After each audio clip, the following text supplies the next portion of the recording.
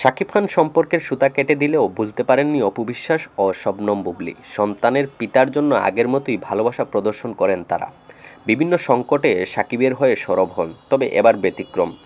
বরবাদজনিত জটিলতায় বুবলী সরব হলেও নিশ্চুপ অপু। ঈদে মুক্তি প্রতীক্ষিত বরবাদকে আনকাট ছাড়পত্র দিতে চলচ্চিত্র সার্টিফিকেশন বোর্ড আপত্তি জানাতেই সরব হয়েছেন বুবলী। বরবাদ নিয়ে জটিলতার অবসান চেয়ে সামাজিক যোগাযোগ মাধ্যমে পোস্ট দিয়েছেন। বুবলী মঙ্গলবার নিজের ফেসবুকে লিখেছেন, একটি সিনেমা তৈরির পেছনে অনেক স্বপ্ন থাকে প্রযোজক, নির্মাতা, শিল্পী, কলাকৌশলীদের অক্লান্ত পরিশ্রম। সেই স্বপ্ন পূরণ হয় এবং সবার পরিশ্রম সার্থক হয় যখন বড় পর্দায় একটু একটু করে বহুদিন ধরে একরাশ আশা নিয়ে তৈরি করা সিনেমাটা সবাই দেখতে পায়।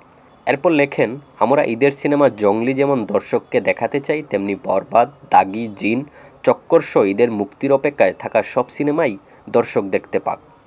সবশেষে আশাবাদী বুবলী লিখেছেন, আশা রাখছি বরবাদ সিনেমা নিয়ে সকল জটিলতার সুন্দর সমাধান হবে এবং যেভাবে বরবাদ টিম তাদের সিনেমাটি সবাইকে দেখাতে চেয়েছে সেভাবেই দেখতে পাবো।